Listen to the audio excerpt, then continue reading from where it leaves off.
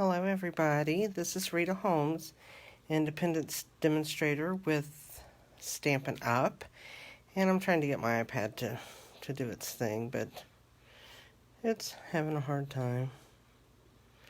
But anyway, this is Rita Holmes, independent demonstrator with Stampin Up. I'm coming to you from Ohio to show you another card technique tonight, and if you do not have a demonstrator, I'd love to be that demonstrator for you, and if you do, I'm glad that you are happy and have found someone. I do have a November host code. If you do need to order from me, please use that host code when you do order, and I would greatly appreciate it. All of my videos are over on Stamp Crazy VIP also, where you can also get a PDF of directions of the technique, the supplies I used, and how I did the card that I'm going to show you. So with all that being said, I'm going to go ahead and I'm going to get started tonight. But I do want to tell you one thing. The Stampin' Cut and Emboss mini machine, we found out, will be available for our customers to order in January. So that is going to be coming along. It's going to be a great deal. It's going to be easy to transport if you do go to any type of crops or scrapbooking events, just stamping with friends, whatever. So you might want to look into that, and it'll be available in January along with our new mini catalog that will be out in our celebration catalog. And if you need those catalogs, just give me a comment and I will be able to get those to you as soon as mine are shipped to me. Okay, we are going to start our technique, which what I am doing is called paper piecing. I have done paper piecing for 15 or 16 years, something like that. I learned it with another company I was with. And I think a couple little tricks that we learned back then I want to pass on to you, as I haven't really noticed them being done when I see paper piecing done. So anyway, without going on any further, I'll just show you. Here's another same card that I did. Just shows a little bit different of the placement of the jewels and stuff. Use the same paper and all of that. So this is what we're going to be doing, and I'm going to show you a couple other samples that I have. I'll show you the Christmas ones first. Here's another one with the stocking, and that comes out of the Stamp Set Tag Buffet, which also has a kit that you can buy to go along with this stamp set to make a lot of Christmas tags. Really good thing to buy. Get a lot of Christmas tags made out of it and get the stamp set. Love the font of the Merry Christmas, if you notice that. And I also used on this one with the other boot, I used Itty Bitty Greetings, and I used the 'Tis the Season out of the little greeting set. So there is that card that we did. I also did one with the gnomes, and I did paper pieced his hat and his little, I don't know, like coat, whatever you want to call it, that he has on. I'll hold it up a little closer and you can see it's a little pin dot. It's actually the back side of this paper right here. And so that is just, you know, doing it to match your card. It gives your card a little bit of a wow factor. And so I just wanted to show you that. I also did one out of the new set Enjoy the Moment, which are different kinds of seed pods for flowers and that. I did find out that this one that I'm going to show you is a poppy pod. So here it is, the card I did with that, and I did the 3 pods, and what paper I used is out of the Neutrals 6x6 papers, and it looks like the denim, only this is in the soft suede. I did use that on these 3 little pods, and then I used these same jewels called Wonderful Gems that I used on my stocking, I also use the ones with a little bit of gold in them, the clear and gold here on my poppy card. So those are my samples that I wanted to show you. So I'm going to get started. This is rather an easy card, very easy card, but I just want to show you the technique of paper piecing. So what I'm going to do first is I'm going to take my card and I'm going to fold it in half, which is a 5.5 by 8.5, folded at 4 1/4. And I also, we're going to take 2 pieces and I'm going to go ahead and glue those on. And I actually have that way too big and I don't have a paper trimmer up here. So I think for this one, I am just going to maybe do something different. I must have left the one I cut downstairs and put that up here. I'm going to see about maybe doing this. Just to say, there we go. We can do that. There is always a way to fix the card, right? Or at least I think so. So what I want to do is I'm going to glue this on. And since I'm going to take this little piece that I don't even know what size it is, but we're going to use it right here. Okay. And then I'm going to take my stripe, which is 5.5 by 1 3/4. I do know that. This one should have been 5.5 by 2, but evidently. And I am in a different place than where I usually stamp because my husband has my basement tore up, taking all the carpet out of it. So where I usually do all my videoing and stuff is a hot mess. There's actually not even any table set up down there to do anything. So this is how I have to work for a couple times, but that's okay. That is okay. I am going to take the green Merry Christmas and stamp right here. And that just barely fits. But you know, I could stop the video and go into another video. But this is showing real stamping. This is real time and we're just going to go with it, you know. It's what we do. And it's to show you too that, you know, it's okay.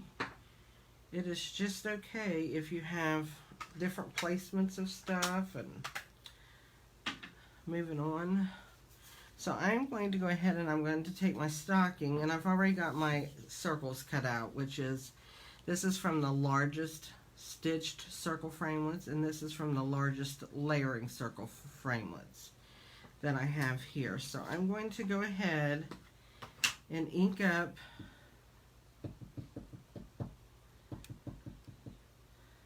my stamp and stamp off to the side right here.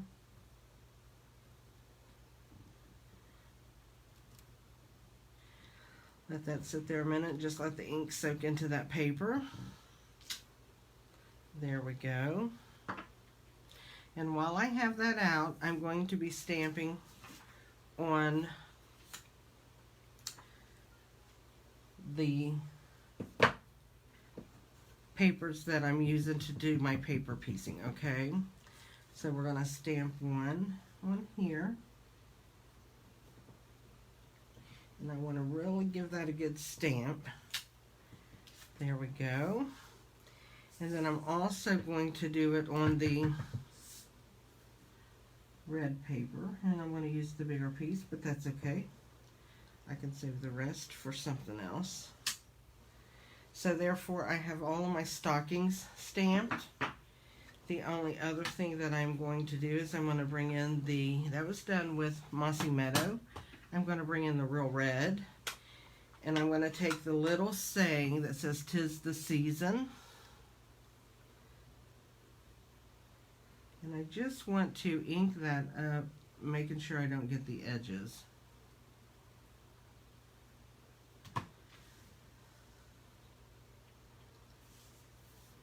I'm going to bring that down a little bit just so I can see what I'm doing.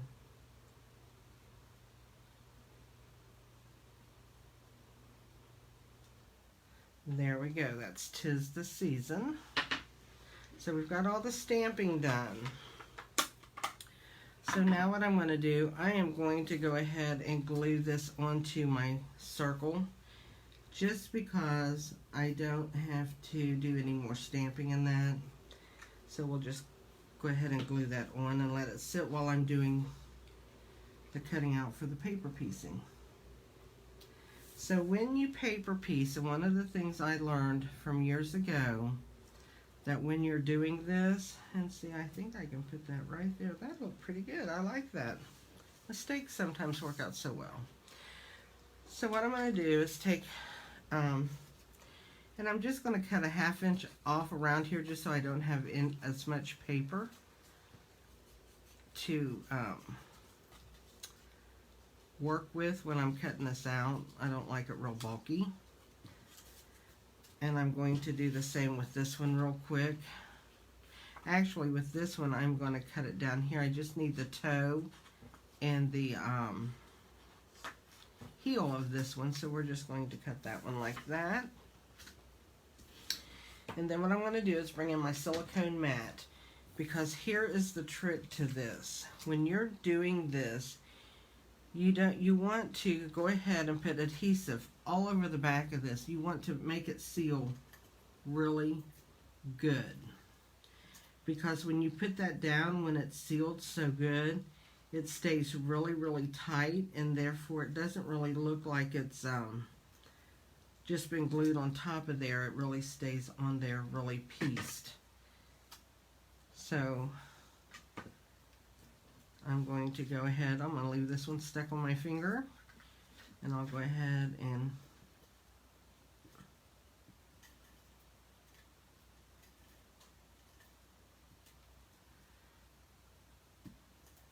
do this one and let it sit to the side. I'm making sure that I've got it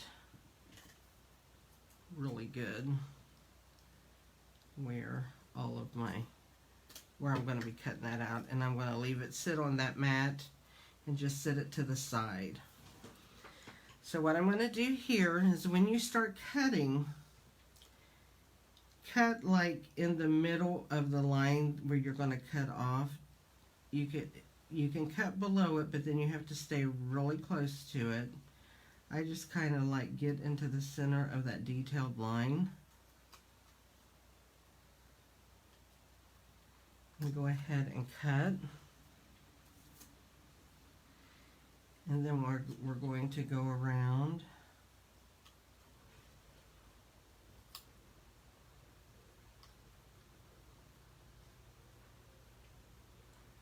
And you just want to make sure that you get that really good. You're going to have all these little pieces. So this is good. It sticks to your finger really well. And then I'm going to go around the toe. Now, if I was making 2 stockings, I could use these toes and that on the different card, and I'll show you. On this one, I used the 3 pieces, so then I mismatched my pieces there, so that I used all the pieces of each stocking to mix and match. But this one I don't have to do that because I'm only doing 1. So I'm going to go up this.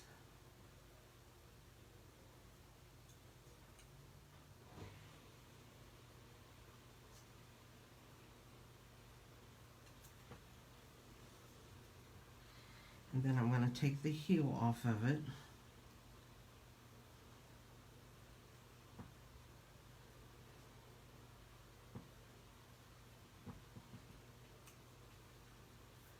And there I have my stocking cut out. And what you want to do is, because when you do your DSP shows white on the sides, and you're going to put that down next to that black edge, so you want to make this really sharp. I take a Sharpie. You could do the Stampin' Right markers if you wanted, or the Stampin' Blends and do this. I do a Sharpie because it dries instantly, and it's not like you're coloring with it, and it gives it a good dark edge. So I've done that all the way around, so it sharpens the darkness around that. So what I'm going to do here is I'm going to take it, I'm going to line it up right in under the fur of my boot and lay it down and just rub. I usually turn it over, and you want to really burnish that on there, and it looks just like it's meant to be there. It's not like a raised piece of paper or anything. So we're going to take the heel of the stocking and the toe. I'm going to cut the heel out first since it's the closest to me. Why I do my YouTube videos at night is beyond me, because I could see much better during the day, even though I have lights on. Do you guys do that? Do stuff and wonder why you're doing it? I do it all the time. So I have a lot of you paper pieced. If you haven't, it's fun to do. It's an old technique. It's been around for years and years and years. It's a good way to use up DSP or your printed papers. So now I'm going to take this around the toe and darken that. And if you cut too close or something, you know, and a little bit of your white is showing, if that happens here, I'll show you what to do. If not, at the end, I'll tell you what to do. So, there's my, and I do have a tiny white piece right there showing. And I could probably maybe pull that up, but instead I'm just going to show you what I do. I take a gray marker. Here I've got the Stampin' Blends out, so I'm going to take my light smoky slate, and where that little piece of white shows, and I don't even know if you can see it, but I see it, I just am going to color that in, and it gives it a subtle color, yet it takes that white away so you don't see it. When you fill in with black, it looks way black. I don't like that. You could surely do that if you wanted to try it. You know, I always tell people when I had my in-person classes, I would always say, I'm not calling the Stampin' Police on you. You can do what you want. It's your card. We all are creative differently.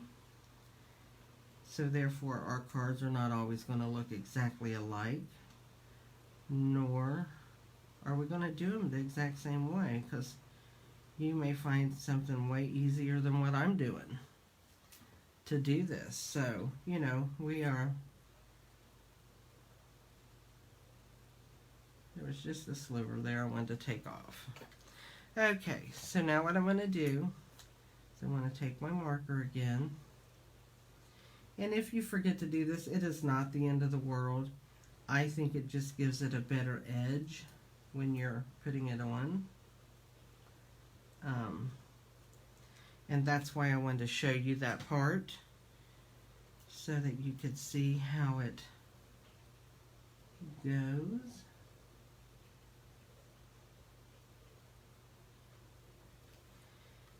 Okay, and there's my toe. I'm going to turn that over, and I'm going to rub one more time just to get all of that in there. Looks good. I am going to take the light smoky slate, and I'm just going to do a little on the inside of the fur right here just to give it a shadow. And I'm going to go right in under this heel and under the foot and up to the toe and put a shadow under there. I just like shadows under that part. I'm going to take Wink of Stella, and I'm going to put that on my fur just to make it sparkle a little bit, since we left that white. And that is my take on paper piecing, which I dearly love.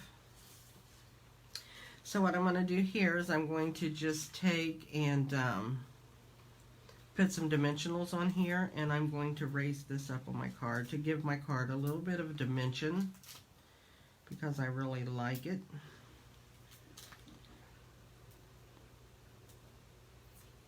Well,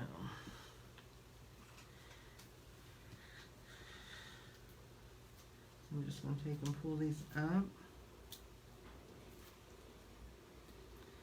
So paper piecing is really a lot of fun, and I tell you what, in January we're going to have a set that's got the cutest little girls in it with dresses on, that the paper piecing would look wonderful on their dresses. So you'll want to watch for that. I'm going to take and just, I think that's going to go right there. So there's my card with my fix, because I had the wrong piece of paper cut and I don't have a paper trimmer up here. So I think I better bring my little mini paper trimmer up so I'll be able to fix things. Let's put a little bit of the jewels on here. And I like the red ones, so we're just going to add some red.